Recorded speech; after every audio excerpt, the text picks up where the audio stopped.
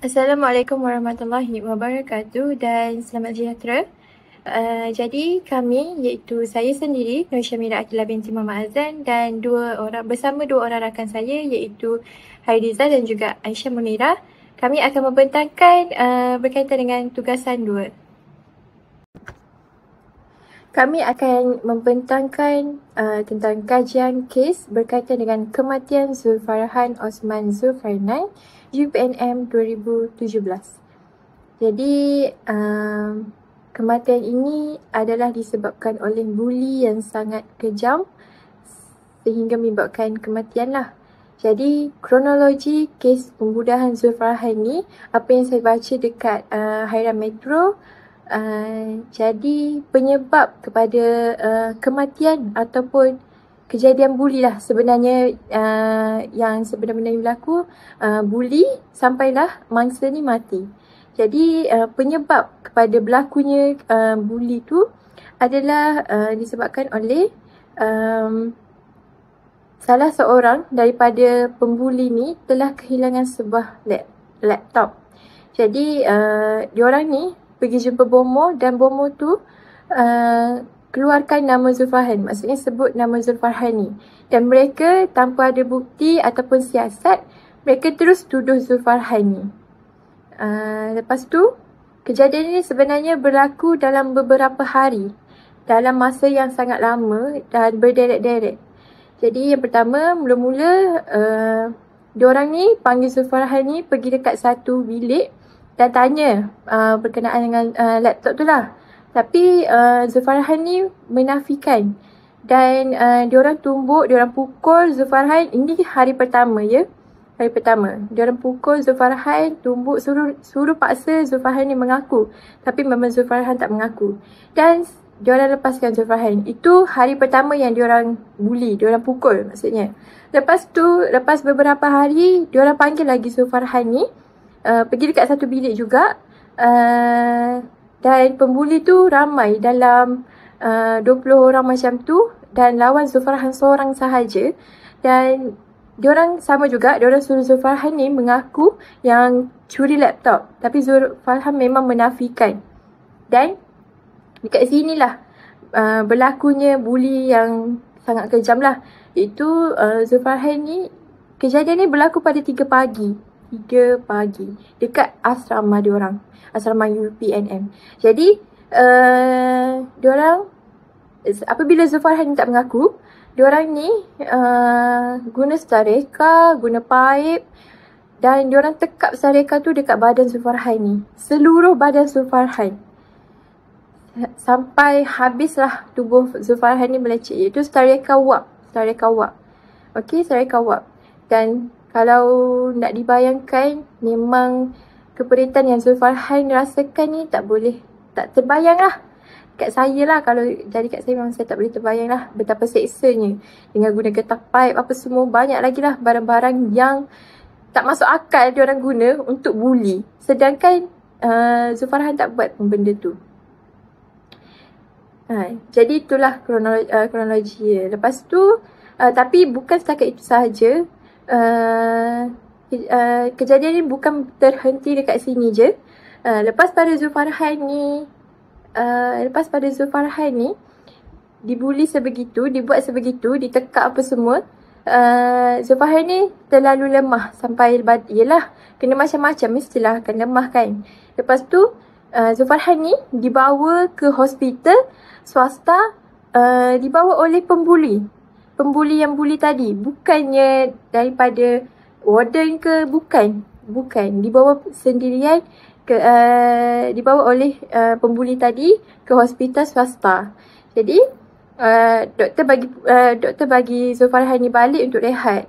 Lepas tu tapi pembuli-pembuli ni tak bawa balik pun Zulfarhan ni dekat asrama, tapi diorang bawa Zulfarhan ni pergi, diorang sewa satu kondominium untuk letak Zulfarhan ni.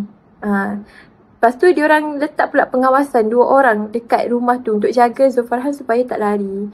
Lepas tu beberapa hari kemudian, rasanya dalam masa 2-3 hari macam tu, keluarlah kes kematian Zulfarhan. Macam itulah kronologinya. Jadi kes kematian Zulfarhan ni boleh dikatakan kes kematian buli yang paling kejam lah. Sebab memang seluruh badan Zulfarhan ni memang melecur disebabkan tekapan secara kawak tu. Sampai yelah, seolah-olah macam, bukan seolah lah, memang dia ni arwah ni memang dibuli sehingga mati. Maksudnya memang kejam lah kejadian ni, kes ni. Jadi kita pergi kepada bentuk krisis. Bentuk krisis ni adalah berbentuk buli yang ekstrim. Seperti mana yang saya cakap, memang buli ni sangat kejam sebab tengoklah barang-barang yang digunakan, serai kawak, batang paip apa semua. Dan benda ni sangat tak adil dan sebab tak terbukti pun yang Zulfarhan tu yang curi laptop tu, tapi Zulfarhan yang kena. Dan diorang bully memang ekstrim. Sebab apa? Sebab diorang ni bully secara ramai-ramai tapi lawan Zulfarhan seorang je. Macam tu. Sebab itulah krisis ni dikatakan krisis yang bully yang ekstrim. Seterusnya yang kedua adalah kegagalan pengawasan asrama. Jelas lagi nyata kegagalan pengawasan asrama dekat UPNM ni. Sebab apa? Sebab kejadian ni berlaku dalam asrama UPNM.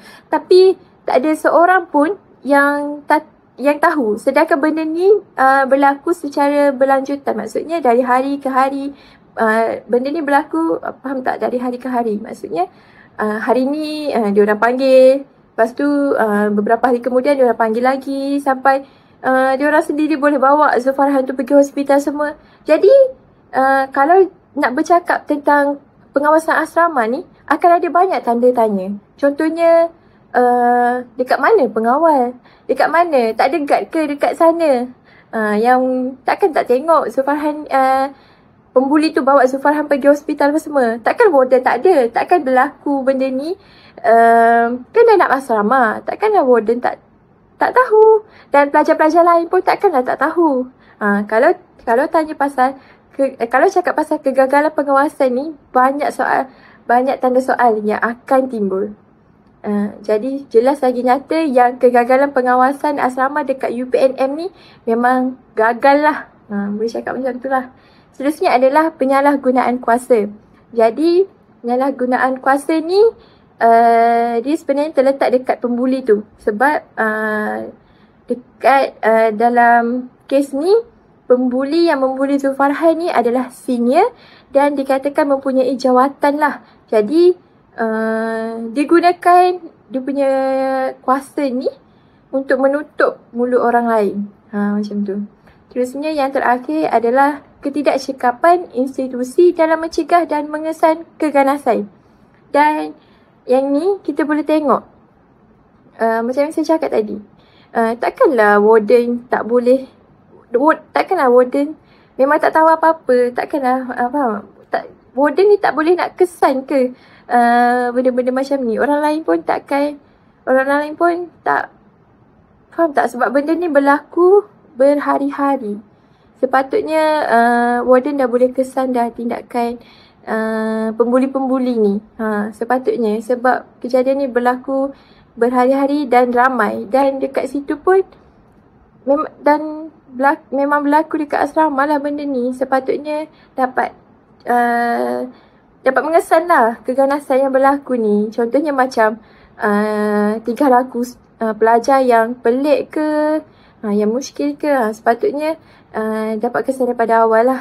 Sebab kes ni memang kes yang agak lama lah. Maksudnya berlaku berperingkat-peringkat macam tu. Jadi krisis ini dikenali sebagai krisis pendidikan kerana krisis ini berlaku dalam institusi pendidikan tinggi iaitu UPNM, Universiti Pertahanan Nasional Malaysia. Dan yang kedua adalah melibatkan pelajar ataupun kadet iaitu Zulfarhan sendiri dan pembuli-pembuli. Seterusnya adalah menjejaskan keselamatan dan reputasi institusi. Kalau awak semua boleh tengok, gambar yang dekat saya bagi tu ada orang edit. Saya jumpa benda dia dekat dalam Google, maksudnya ada orang edit Stareka dengan sebelah tu logo UPNM. Maksudnya bagi saya ini adalah seolah-olah macam dia nak bagi tahu yang UPNM ni melambangkan Stareka ni.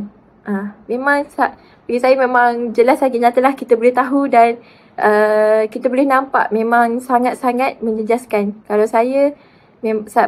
bagi pendapat saya pun macam kalau kita tengok gambar tu pun macam memalukan lah sebab melambangkan Stareka tu.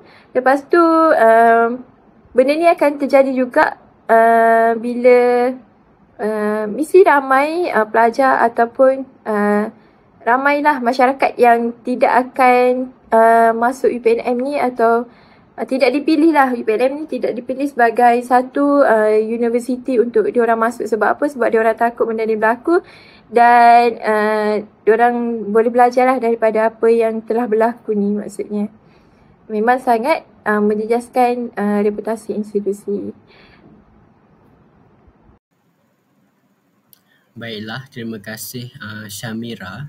Dan kini tibalah giliran saya, iaitu Hairizal Anal Hakim Malim, yang akan membuat tentang ataupun mengulas berkenaan analisis tanggungjawab, accountability dan situasi kompleks berkaitan kes yang kumpulan kami ambil, iaitu kes arwah Zulfarhan pada 13 Mei 2017.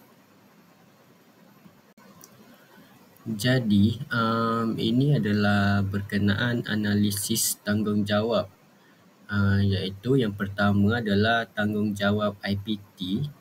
Tanggungjawab UPNM itu sendiri adalah harus lindungi pelajar serta memantau keadaan asrama semasa, iaitu pada waktu mahupun waktu siang dan juga waktu malam. Yang kedua adalah tanggungjawab pegawai ataupun warden yang sedang bertugas di malam itu, iaitu adalah harus membuat rondaan keselamatan serta pantau disiplin semasa pelajar. Dan yang ketiga adalah dapat dilihat tanggungjawab rakan ataupun ketua aras di setiap blok haruslah melaporkan kes kecemasan sekiranya berlaku sebarang kecemasan. Jadi, kita akan ulas kaitan kes, iaitu dapat dilihat bahawa kesemua pihak yang saya sebutkan tadi telah gagal melaksanakan tanggungjawab semasa menangani kes ataupun kecemasan yang berlaku di asrama UPNM itu. Yang kedua, boleh dapat berlangsung dalam tempoh berjam-jam kerana pada 20 Mei 2017, mangsa dipanggil pada jam 3 pagi ke bilik 410 bangunan jebat asrama UPNM untuk disoal siasat berkaitan kehilangan komputer. Seterusnya, mangsa menafikan tuduhan dan telah dipukul secara beramai-ramai oleh 20 hingga 30 orang, yang di mana ini seharusnya menimbulkan bunyi yang sangat kuat, yang di mana boleh menjadi situasi kecemasan yang membolehkan rakan-rakan untuk melaporkan bunyi yang terhasil lah daripada pukulan tersebut. Dan juga ia dipukul menggunakan objek seperti setrika wap, tali pinggang, getah paip dan penyangkut baju sehingga 11 pagi 21 Mei. Jadi agak lama penderaan ini berlangsung pada jam 3 pagi hinggalah 11 pagi. Dan dapat disimpulkan bahawa sememangnya kesemua pihak bertanggungjawab ini gagal melaksanakan tanggungjawab mereka. Dan juga yang ketiga, tindakan yang sangat lewat dan juga tidak cakna dalam situasi. Jadi, seterusnya adalah analisis accountability. Dapat dilihat ada 3. Yang pertama, institusi tidak menegakkan SOP keselamatan, yang di mana apabila mangsa sudah mengalami kecederaan, mangsa tidak langsung dihantar ke pusat rawatan ataupun tidak dilaporkan ke mana-mana pihak bertanggungjawab. Kedua, pegawai tidak memeriksa kecederaan mangsa dan mengatakan bahawa mangsa mengalami kemalangan. Dan seterusnya, prosedur laporan tidak jelas, tindakan lewat diambil, yang di mana pada 21 Mei mangsa telah mengalami kecederaan yang parah, dan pada 27 Mei mangsa dalam keadaan lemah dibawa mendapatkan rawatan menggunakan kenderaan persendirian di klinik swasta Seksyen 7 Bandar Baru Bangi. Agak lama setelah mangsa dipukul, dan juga barulah mangsa dikirim untuk mendapatkan rawatan. Jadi mangsa sedang berada dalam keadaan kritikal. Mangsa dibenarkan pulang dan perlu menjalani rawatan lanjut pada 31 Mei. Jadi pada 30 Mei 2017, mangsa dihantar ke sebuah kondominium di Bangi untuk berehat oleh 2 suspek yang membulinya. Jadi tempoh masa, dapat dilihat bahawa tempoh masa yang diambil ataupun tindakan untuk mendapatkan rawatan adalah sangat lama. Jadi ini kita dapat dilihat bahawa kegagalan dalam SOP keselamatan dan juga prosedur laporan yang tidak jelas. Jadi seperti yang kita fahami, accountability dalam kes arwah Zulfarhan ini adalah sepenuhnya gagal kerana tiada tindakan yang walaupun terlihat kecederaan itu jelaslah, kerana rakan-rakan yang lain takut untuk melaporkan kes arwah Zulfarhan ini sewaktu kejadian, kerana kemungkinan besar mereka takut dengan pembuli-pembuli ataupun pegawai-pegawai yang sedang membulinya. Seterusnya, pihak pengurusan bertindak selepas mangsa kritikal. Jadi seharusnya pihak pengurusan bertindak awal.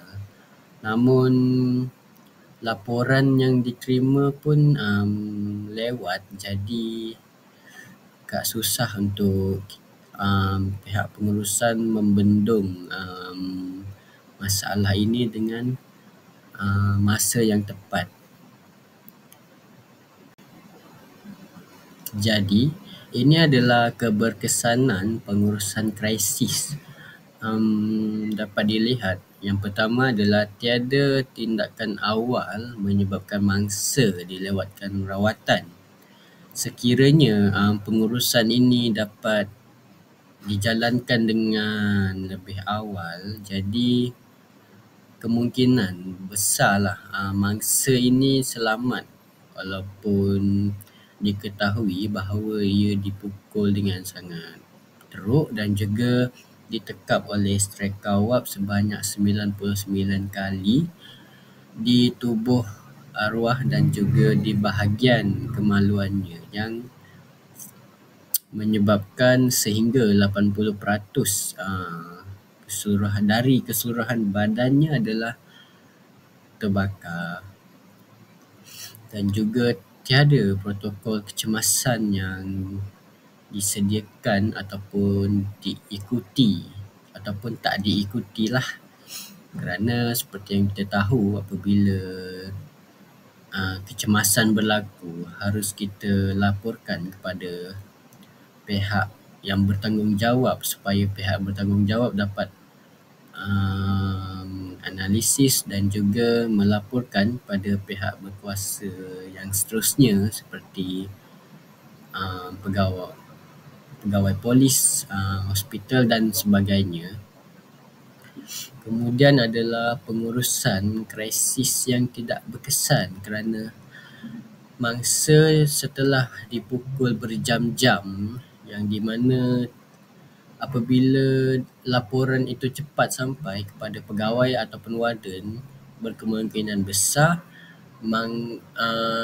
mangsa dipukul tidak selama itu, dan juga mangsa disimpan selama 7 hari kerana tidak mahu dunia luar mengetahui tentang perbuatan yang mereka lakukan, menyebabkan mangsa lemah tidak mendapatkan rawatan awal. Seterusnya, kita analisis masalah dalam situasi kompleks. Yang di sini saya senaraikan 5 analisis masalah. Yang pertama adalah maklumat awal kes adalah kabur ataupun ingin disembunyikan, yang di mana arwah ini tidak dilaporkan oleh mana-mana rakannya yang dia sedang dipukul. Yang kedua, setelah mangsa kritikal, mangsa tidak langsung dibawa ke hospital atau untuk mendapatkan rawatan yang sepatutnya dan di masa yang sepatutnya. Yang kedua adalah budaya takut membuat laporan, kerana kebiasaannya yang melakukan ini adalah pelajar-pelajar yang senior, dan juga saksi merupakan kebiasaannya pelajar junior ataupun yang baharu. Jadi antara mereka tidak tahu SOP kecemasan ataupun mereka takut untuk membuat laporan kerana takut mereka akan menjadi mangsa yang seterusnya. Jadi mereka memilih untuk berdiam diri.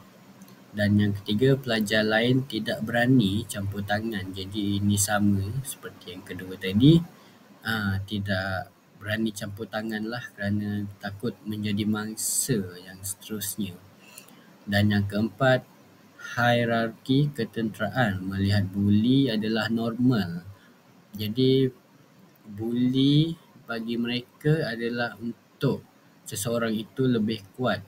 Sebenarnya itu adalah salah kerana ia akan berterusan dan juga menjadi semakin lebih parah lah. Kalau dulu buli setakat suruh ambil air, sekarang tidak mengaku mencuri laptop telah pun distreka. Jadi dapat dilihat bahawa semakin lama semakin tiada sifat kemanusiaan di dalam diri manusia.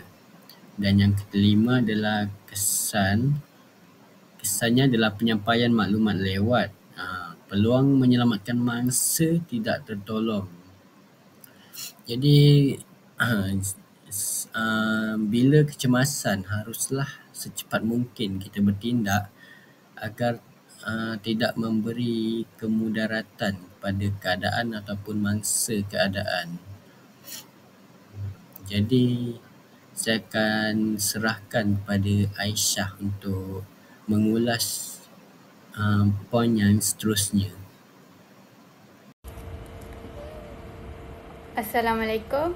Jadi saya akan teruskan pembentangan ini dengan cadangan pengurusan krisis dalam pendidikan. Jadi yang pertama sekali adalah pencegahan awal. Jadi dalam konteks kita sekarang ni, kita tengah membincangkan kes arwah Zulfarhan. Jadi dari segi pencegahan awal ni, bolehlah institusi pendidikan perlulah memberi kesedaran anti-buli, polisi anti-buli yang jelas dan juga latihan guru, pensyarah dan warden. Jadi secara ringkasnya saya nak cakap di sini, pendidikan kesedaran anti-buli ni kita boleh tahu bahawa dengan kita bagi tahu kepada pelajar atau murid di sekolah, dia boleh tahu macam punca macam mana buli tu boleh berlaku. Contohnya kalaulah murid tu terlalu merendah diri, lepas tu dia membiarkan untuk murid lain atau rakan-rakannya mengejek, lama-lama dia boleh menjadi kes buli. Jadi kalau dia dah terbiasa dengan benda tu, orang pun akan menjadikan norma membulikan orang yang lemah. Jadi seronok. Yang kedua adalah dengan kesedaran ni, guru-guru ataupun institusi pendidikan bolehlah bagi macam kesan apabila dia ni terdedah kepada buli ataupun membuat buli tu tersendiri. Contohnya dia boleh buli ni kan satu jenayah juga. So jadi kita boleh bagi tahu bahawa buli ni boleh juga kalau lama kelamaan jadi tabiat, boleh menjejaskan juga kehidupan dia di masa hadapan. Contohnya kalau dalam kerja dia jadi buli rakan sekerja, lepas tu lama-lama dia boleh menjejaskan lah pekerjaan dia.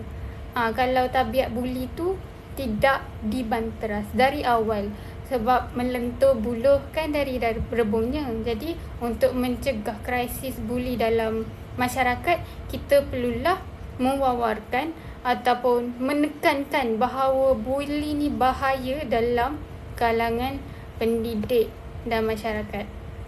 Jadi yang seterusnya, intervensi dan tindakan segera, iaitu sistem aduan yang selamat, prosedur siasatan buli standard atau SOP buli, dan juga tindakan disiplin dan pemulihan. Maksudnya di sini, kalau orang tu dibuli, pihak pendidik atau sekolah tu perlulah macam ada sistem aduan untuk dia ni telah dibuli. Sebab kalau tak beritahu, nanti orang yang membuli tu lagi berani. Sebab lagi satu kan, sistem aduan ni macam bagi pertolongan lah, macam bersedia untuk membantu mangsa buli tu untuk keluar dari buli ataupun boleh mencegah dia daripada dibuli lagi. Contohnya kalau konteks rendah diri tu, dibuli sebab rendah diri, mungkinlah dia boleh bagi semangat untuk jangan rendah diri. Lepas tu kalau awak ada apa-apa masalah yang menyebabkan awak rendah diri tu, awak boleh ceritakan. Contohnya boleh juga dari segi kaunseling. Kaunselor tu bolehlah bagi macam alternatif untuk murid tu buat supaya dia ni mempunyai kognitif yang positif. Boleh mencegah dia daripada rendah diri. Sebab rendah diri tadi boleh salah satu punca yang boleh memberikan dia tu dibuli oleh orang lain yang lebih macam mandatory ataupun lebih kuat. Lepas tu tindakan disiplin dan pemulihan ni juga boleh diberi kepada pembuli. Untuk dia tahulah kesan daripada buli. Contohnya kalau kalau mengikut teori ni, behaviorism, menyatakan bahawa seseorang ni dia boleh berubah terhadap tingkah laku dia boleh berubah terhadap rangsangan. Rangsangan ni saya ambil teori pelaziman operan. Dia cakap kalau bagi ganjaran sama ada positif atau negatif, dia boleh mengubah tingkah laku murid tu. Jadi dengan sini tindakan disiplin tu contohnya macam rotan ke ataupun denda ke, lepas tu bagi surat amaran. Kalau lebih pada 3 kali tu kena buang sekolah. Jadi dengan sini dia boleh mencegahlah pembuli tu untuk meneruskan tabiat dia daripada membuli. Macam tu. Dan akhir sekali adalah menyokong mangsa. Satu, perkhidmatan kaunseling yang mudah dicapai dan juga pemantauan pasca kejadian. Maksudnya di sini perkhidmatan kaunseling tu yang seperti saya cakap, mangsa tu bolehlah meluah kepada kaunseling tentang perasaan dia ataupun apa yang dia alami. Lepas tu kaunselor ni pula bolehlah bagi tahu kenapa sebenarnya dia ni dibuli. Macam tu. Jadi dengan tahu yang punca dia dibuli ni, dia boleh mengelak lah daripada diri dia dibuli. Yang kedua, pemantauan pasca kejadian. Maksudnya sini, kalau lepas dibuli tu, dia boleh kena ada sokongan kepada mangsa supaya dia ni tidak menjadi kesan daripada buli ni boleh juga menyebabkan kemurungan. Jadi dengan adanya pemantauan, dia boleh mengelak lah daripada terjadinya pula kemurungan kepada mangsa buli. Sebab kalau buli ni, disebabkan buli, dia tak ada saluran untuk meluah, dia jadi fikir seorang-seorang, lama-lama dia boleh memakan ataupun mental kesejahteraan mental dia terganggu. Dia boleh menyebabkan mangsa buli ni ambil tindakan senang, iaitu dengan bunuh diri. Macam tu.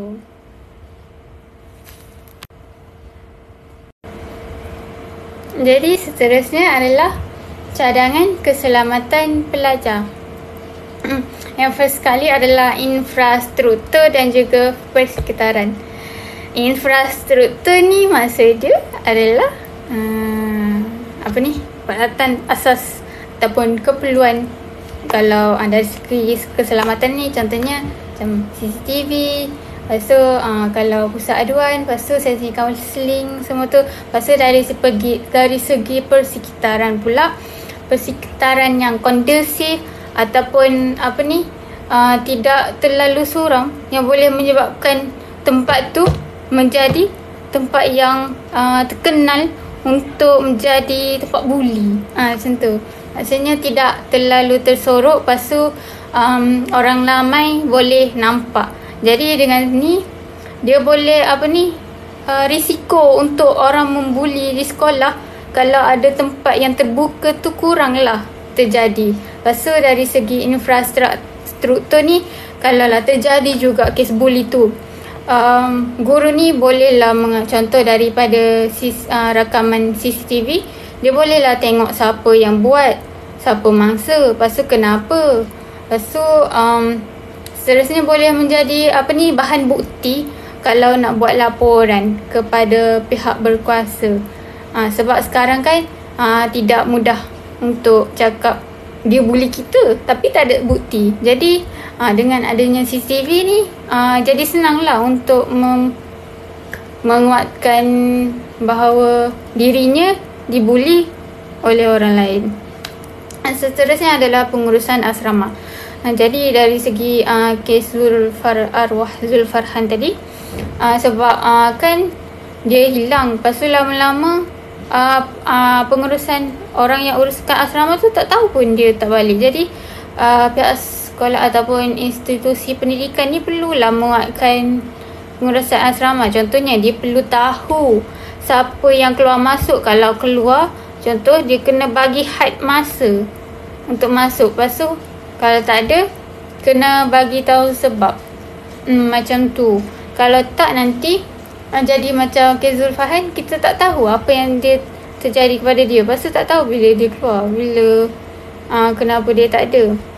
Jadi kan pelajar ni dia sebenarnya tanggungjawab guru ataupun institut, warga sekolah. Contoh warga sekolah tu jugalah kalau dia berada di dalam sekolah.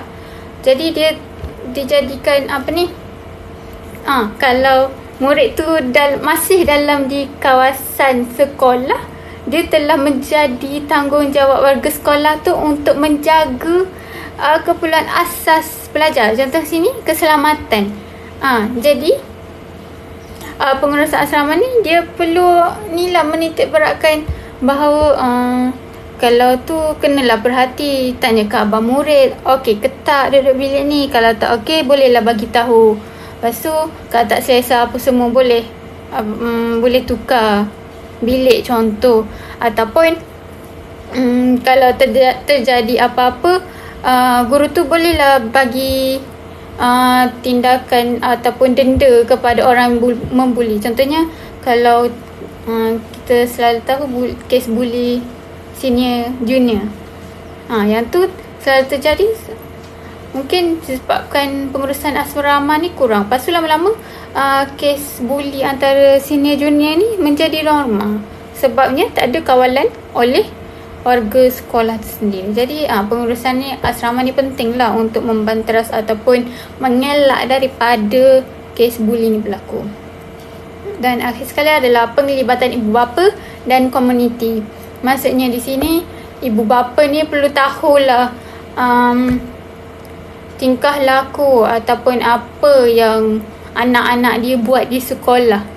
Macam mana nak tahu? Sama ada guru ni bagi tahu ibu bapa ataupun ibu bapa juga perlu tanya keadaan anak-anak dia melalui anak dia sendiri ataupun tanya guru dia. Supaya kalau ibu bapa ni orang yang paling dekat lah dengan murid. Jadi insyaAllah dengan adanya teguran daripada ibu bapa ni, dia boleh berubah dan juga tidak melakukan kesalahan disiplin yang boleh menjejaskan keselamatan pelajar lain. Contoh tadi macam tu. So di sini seterusnya saya akan membuat rumusan daripada kes bully Zulfarhan. Yang pertama sekali adalah kegagalan intervensi awal. Jadi sini kita tahu bahawa intervensi awal ni maksudnya tindakan awal untuk mencegah kes bully.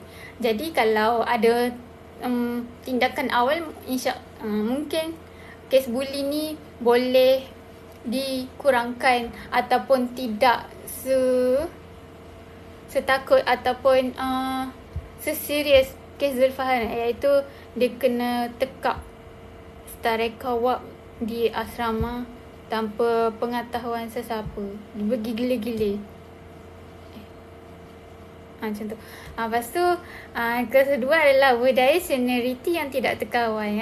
Seperti kita tahu, arwah Zulfarhan ni dia boleh oleh senior sebab dia tanya Bomo, lepas tu Bomo tu cakap nama Zulfarhan yang curi laptop tu. Jadi disebabkan dia senior, dia jadi berani untuk membuli arwah Zulfarhan.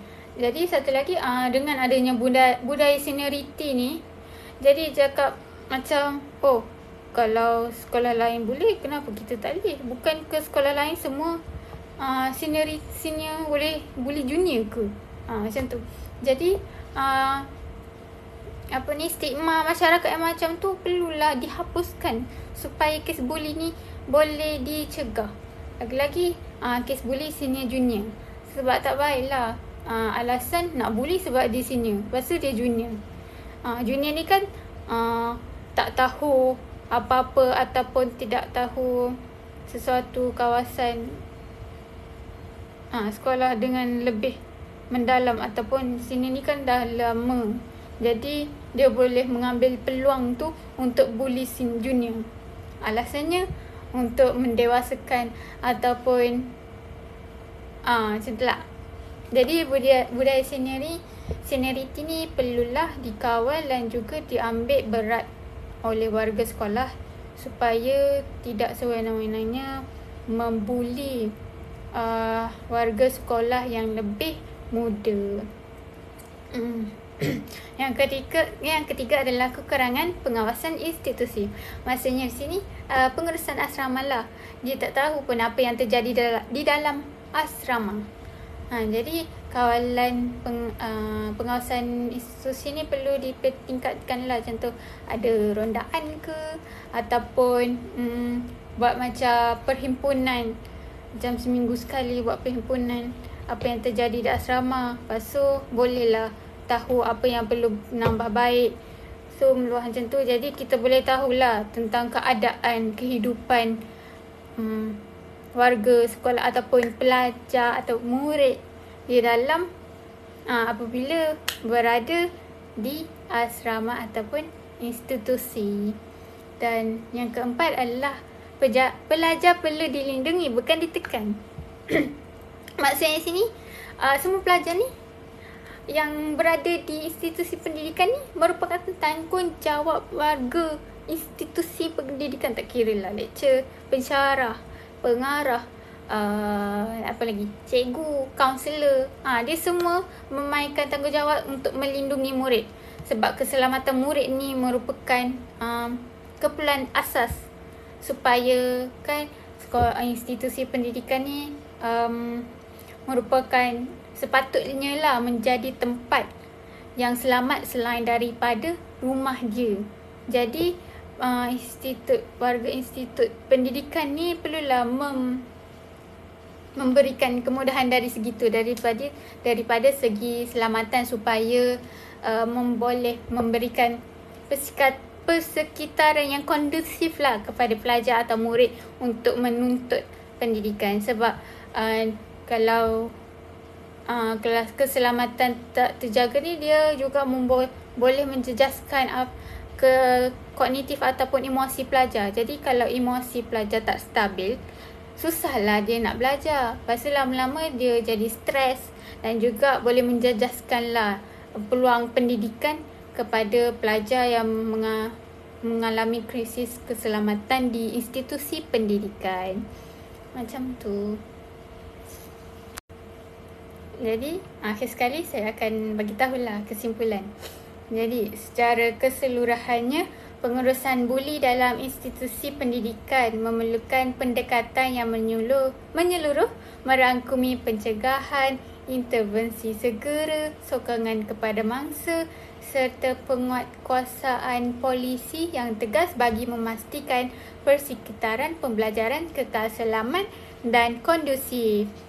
Keselamatan murid harus menjadi keutamaan dengan penyediaan mekanisme aduan yang selamat, rondaan pengawasan yang konsisten serta budaya hormat yang dipupuk melalui pendidikan dan latihan.